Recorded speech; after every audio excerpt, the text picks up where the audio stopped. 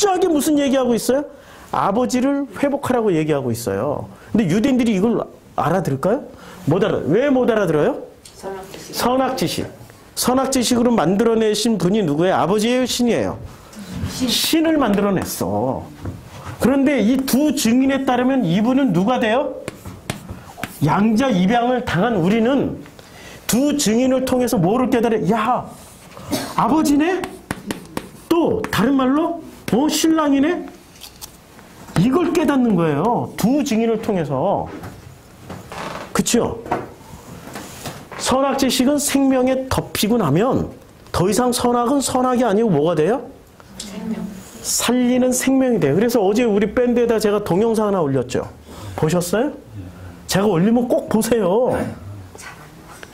거기에 보면은 어떤 내용이 들어가 있습니까? 정말 선한 행동을 하고 있는 어떤 사람을 보여준단 말이에요. 근데 선한 행동을 한다고 이 원어 성경하는 분들은 저거 선한 행동이 저거 율법이야 저런 거 할 필요 없어. 그냥 우리는 막 살면 돼. 마음껏 살면 돼. 그야말로 거룩이 뭔지 하나님의 은혜가 뭔지 사랑이 뭔지를 전혀 모르는 분들. 그것을 뭐로 보라는 얘기예요? 선한 행위를 생명으로 덮어서 봤더니 뭐로 보여요? 사랑으로 보이는 거예요. 양부모가 나를 입양할 때는 무슨 목적을 가지고 입양합니까? 못된 부모 같으면 그렇게 할 수 있지. 근데 우리 아버지는 정말 좋은 분이에요. 어떤 목적으로 입양을 해요? 사랑해 주려고 입양을 한 거 아니에요. 사랑해 주려고 생명을 주시려고. 믿어지세요? 그 생명을 받고 살고 그 사랑을 받고 사는데 왜 자꾸 그 사랑이 부족한지, 왜 자꾸 누구를 봐요? 하나님과 신과 나 사이에 있는 누구를 봐? 옆집 아저씨. 예, 옆집 아저씨를 봐. 옆집 아저씨 이름이 샤먼 무당. 요즘은 있잖아요. 그 이름이 있잖아. 요즘에 이렇게 스펠링을 바꿨잖아. 이렇게 안 쓰고 스펠링을 이렇게 바꿨잖아. 예. 자꾸 이분들을 본다고요. 확증을 여기서 얻으려고.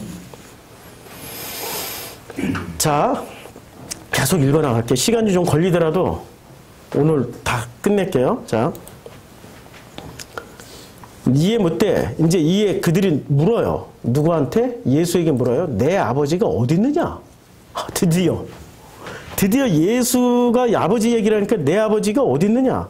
예수께서 대답하시되 너희는 나를 알지 못하고 내 아버지도 알지 못하는도다. 나를 알았더라면 내 아버지도 알았다. 제가 지금 이런 말씀 드리고 싶어요. 정성필을 알았더라면은 정성필을 양자 입양해 주신 아버지도 알았을 텐데 정성필을 통하여서 아버지를 보지 못하고 정성필을 통하여서 누구만 보려고 그래요? 신만 보려고 하니까 어떻게 돼요? 걸려 넘어져서 옆집 아저씨 찾아다녀. 옆집 아저씨 찾아다녀. 이런 옆집 아저씨 찾아다니는 사람들 보면 제 마음이 어떨까요? 찢어지죠. 제 마음이 찢어지죠. 진짜 아버지가 여기 있는데 왜 옆집 아저씨를 찾아가냐고.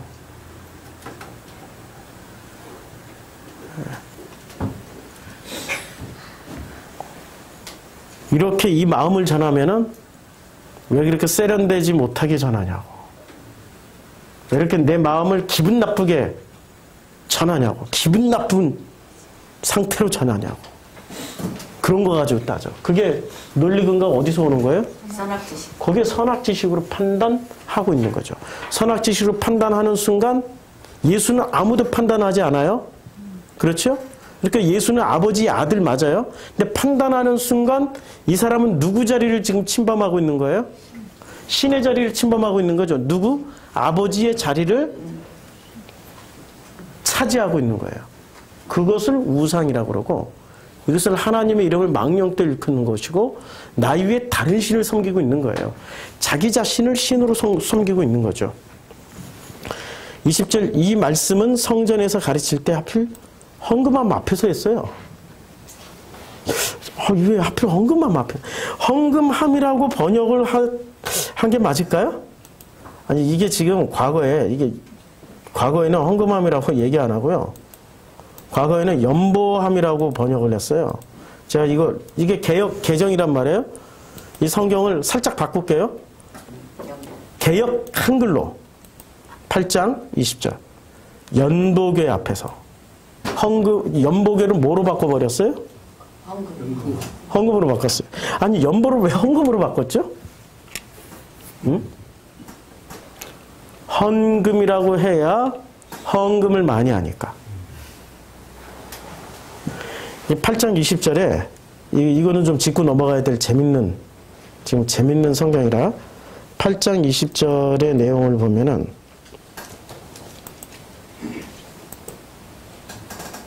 예. 8장 20절에 이게 헌금이 이 연보라고 하니 연보인데 과거 성경은 연보궤라고 번역을 했어요. 연보궤라는 단어가 좀 읽기가 어려워요. 읽기가 가족 헬라케온 좀 어렵죠? 발음하기도 어렵고. 근데 이 연보궤라는 뜻이 무슨 뜻이냐면 보고하다, 그 다음에 수집을 하다, 굽고 이런 뜻이 있어요. 하나님께 드리다라는 뜻은 한 개도 없어요. 연보라는 뜻은 한 개도 없어요. 그리고 이 연보라는 단어가 성경에 여러 번 쓰여졌어요. 마태복음부터 시작해가지고 요한복음 딱 복음서에서만 쓰여졌어요. 연보궤가 딱 복음서에서만 쓰여졌는데 한번 찾아볼까요? 마가복음 12장 41절에 예수께서 연보궤를 대하여 앉으사 무리의 연보궤에 돈 넣는 것을 보실 때 여러 부자는 많이 넣어요. 많이 넣는데 이제 예수께서 제자들을 불러다가 근데 과부는 2렙돈 넣어요. 불러다가 이르시되 내가 진실로 너에게 이르노니 이 가난한 과부는 연보궤에 넣는 모든 사람보다 많이 넣었도다라고 할 때 이 연보라는 단어를 써요. 그럼 요한복음 8장 20절에 이 말씀은 성전에서 가르칠 때 연보궤 앞에서 하셨어요. 왜 연보궤 앞에서 일부러 하신 거죠? 왜 연보궤 앞에서 했어요? 부자들이나 바리새는 연보궤에 돈을 넣을 때 어떻게 하고 돈을 넣어요? 짤랑짤랑 하면서 돈소리 떨어지는 철렁 소리 나게. 그래서 옆에서 들을 수 있게. 지나가는 사람들 깜짝 놀라서 저게 무슨 소리야 할 정도로 철렁 쫙 이런 소리 나게 집어넣어요. 그런데 과부는 어떻게 넣어요?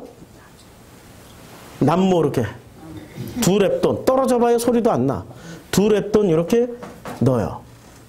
그러면 예수는 지금 왜 연보궤 앞에서 누구한테 지금 설교하고 있어요? 누구랑 논쟁을 벌이고 있어요? 바리새, 서기관, 사두개인들 앞에서 지금 논쟁을 벌이고 있는데 연보궤 앞에서 하고 있어요. 이 얘기는 무슨 얘기죠? 너희들이 이제까지 해왔던 게 전부 보이려고 했던 짓이잖아. 누구한테 보이려고? 사람에게. 그렇죠. 그러니 너희들에게 구원이 있다? 없다. 구원 없어. 구원 없다니까. 구원 없다라고 이미 연보궤 앞에서 계속 논쟁을 벌인 거예요. 그러니 이 머리 좋은 바리새인들이 모를 리가 있나요? 알지요. 아니까 어떻게 해요? 연보궤 앞에서 하셨으나 어떻게 해요? 잡는 사람이 없어요. 그러니까 연보궤 앞에서 할 때는 어떻게 해야 돼요? 사람들이? 연보궤를 지금 어떤 상태로 올려놨어요? 아니 지금 성전에 굉장히 거룩한 장소가 많잖아요. 그런데 연보궤 앞에서 말씀을 하실 때 바리새인들, 사두개인들, 사람들이 당연히 어떻게 해야 된다는 얘기예요? 연보궤 앞에서 끌어내고, 응? 좀 더 이렇게 그냥 덜 거룩한 장소로 끌고 가야 된단 말이에요. 그 얘기란 말이에요. 그쵸? 근데 잡는 사람이 없더라. 아직 때가 이르지 아니했으니까. 그러면 연보궤를 무슨 차원까지 올려놓은 거예요? 이 사람들은? 이게 지금 개혁 성경에 연보계라고 번역한 건. 근데 개혁 개정으로 넘어오면서 뭐로 바꿔버렸어요? 개혁 개정 4판으로 보는 거예요, 지금. 다시 번역을 바꿔서 개혁 개정 4판에 보니까 헌금함으로 싹 바꿔버렸어요. 그러니까 바리새, 서기관, 사두개, 제사장들은 연보계를 지금 어떻게 하고 있어요? 올려놨죠? 높여놨죠? 지금 한국교회는 연보계를 뭐로 번역을 해버렸어요? 헌금. 어떻게 해놨어요? 헌금으로. 올려놨죠? 올려놨어요, 지금.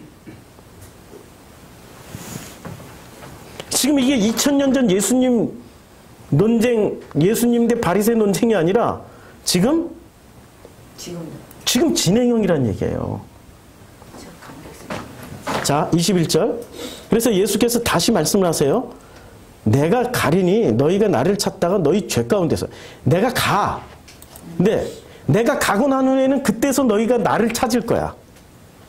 근데 아무리 찾아봐야 너희는 죄 가운데서 죽을 거야. 왜냐하면 내가 가는 곳에 너희는 절대로 못 와. 왜 절대로 못 와요? 왜 절대로 못 오냐면 너희는 아래에서 났기 때문에, 나는 위에서 났기 때문에. 너희는 아래에서 났고 나는 위에서 났다. 이것이 이원론으로 비칠 가능성이 무지 높은데 아니고요. 창세기 1장에 보면, 자, 셋째 날, 자, 이제 둘째 날 하나님이 궁창을 만드세요. 그렇죠? 그래서 궁창 아래의 물과 궁창 위의 물로 나눠요. 자, 그러면 원래 물이 하나였어요. 자, 원래 물이 하나였어요. 창세기 1장에 따르면 셋째 날에 이제 이게 물이 형태가 이렇게 됐다고 쳐요. 근데 여기다가 뭐를 딱 놔뒀어요? 궁창. 이게 궁창이에요. 그리고 궁창을 만드니까 윗물은 어떻게 돼요? 윗물들끼리 모여요. 위에 그냥 궁창에 어떤 게 윗물인지 아랫물인지 서로 섞여 있었는데, 그러니까 원래 나누기 전에는 윗물 아랫물이나 어떤 물이에요? 같은 물이에요. 같은 물인데 딱 나누면서 위에 있는 물은 위에 있는 물끼리 모이고 아래에 있는 물은 아래에 있는 물끼리 모였어요. 원래 같은 물이에요. 그런데 위에 있는 물을 뭐라고 불러요? 윗물. 아래에 있는 물을 아랫물. 그러면은 아랫물을 통해서, 원래 같은 물이니까 아랫물을 통해서 뭐를 알 수 있어요? 윗물을 알 수 있고, 윗물을 통해서 아랫물을 알 수 있죠. 나를 알면은 뭐를 알 수 있어요?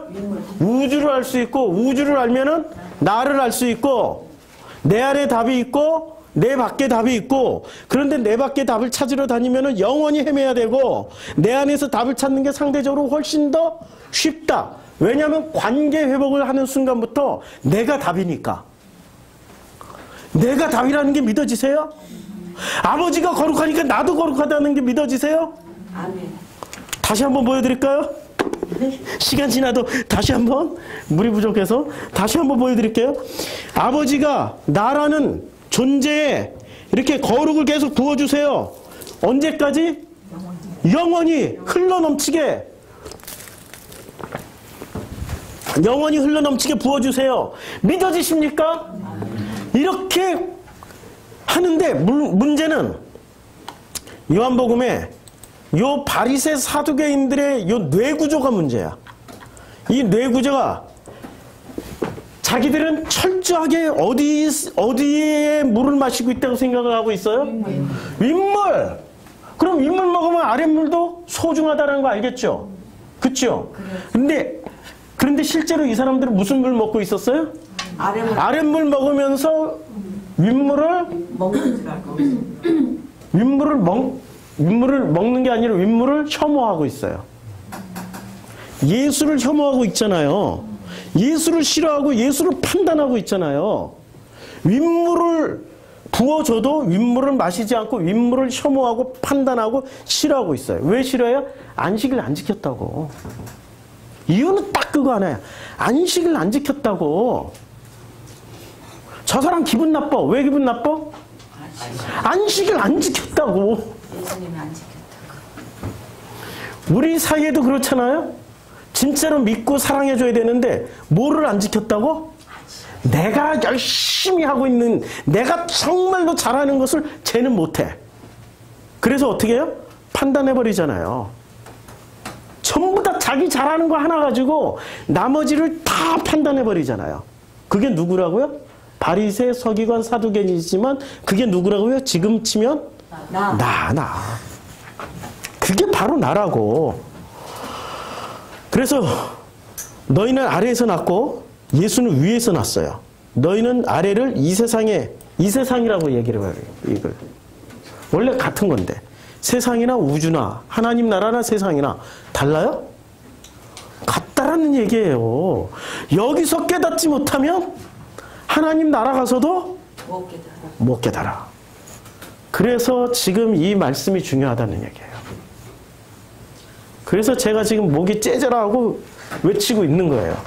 목이 찢어져라 하고. 자, 24절. 그러므로 내가 너희에게 말하기를 너희가 너희 죄 가운데서 죽으리라. 죄가 뭐예요? 십계명 어긴 게 죄예요? 안식일 잘 지키고 나머지 다 안 지킨 게 죄예요? 그런 죄를 얘기하는 게 아니야. 무슨 죄를 얘기하고 있는 거예요?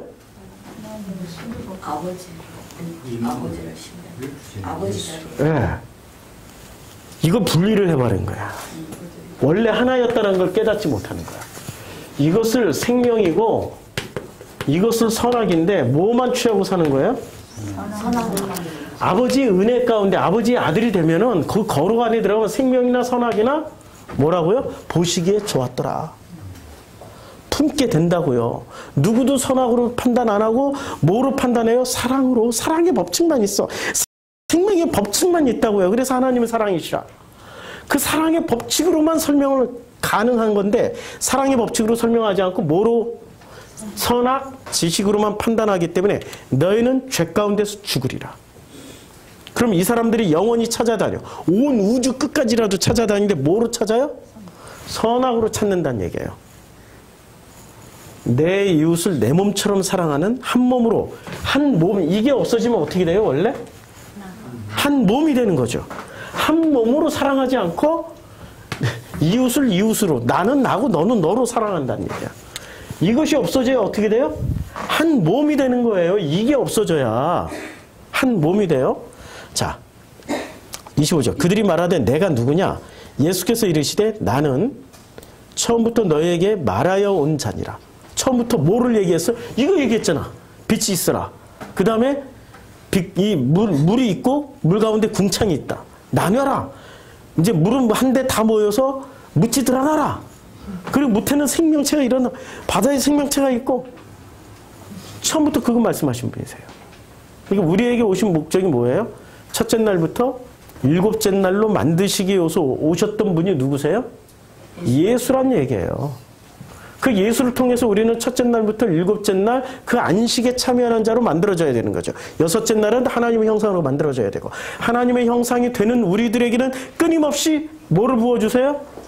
영원한 생수를, 그 거룩을 부어서 끊임없이 우리에게 주십니다. 26절. 내가 너희에게 대하여 말하고 판단할 것이 많으나, 판단 안 한다고 했는데 판단하신다고 그랬잖아. 이거 뭐지? 나는 판단, 8장 26절에, 아니 8장 15절엔 나는 아무도 판단 안 해 라고 했는데 26절에 나는 판단할 것이 많으나 그러나 나를 보내신 이가 참되시면 내가 그에게 들은 그것을 세상에 말해. 그러니까 판단할 게 엄청 많지만 판단을 안 하고 뭐로 해요? 그냥 말씀만 전해주고 가신다는 얘기예요. 그렇죠? 왜요? 27절. 아버지를 가리켜 말씀하고 있기 때문에. 예수의 목적은 판단하고 너희들이 잘못됐고 무엇을 뒤집어 엎는 게 목적이 아니고, 목적이 오직 뭐였어요? 아버지를 가리켜 말씀해 주신 거예요. 그 아버지하고 관계 회복하라고 말씀하시는데, 이 간단한 얘기를 전부 다 어떻게 알아들어요? 복잡한 자기네들의 뇌구조로 알아들어. 선악이라는 뇌구조로 알아들어. 그러니 깨닫지 못하는 거죠. 나는 어디서부터 와서 어디로 가는지를 알아. 그런데 너희는 그거 알고 있어?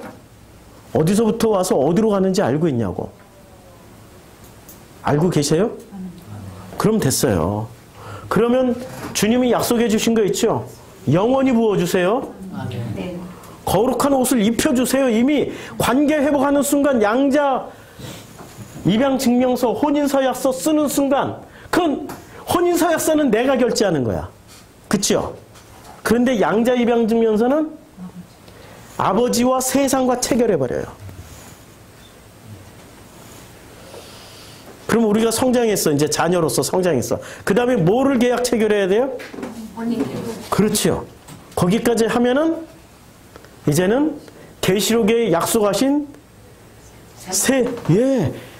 그 신부들이 되어서 그 아버지의 그 나라에서 영원히 살 거라고 말씀하고 계시는 분이 누구세요? 그분이 예수이십니다. 이 말씀 가운데서 참 위로와 안식을 얻으시기를 주님의 이름으로 축원합니다. 기도하겠습니다.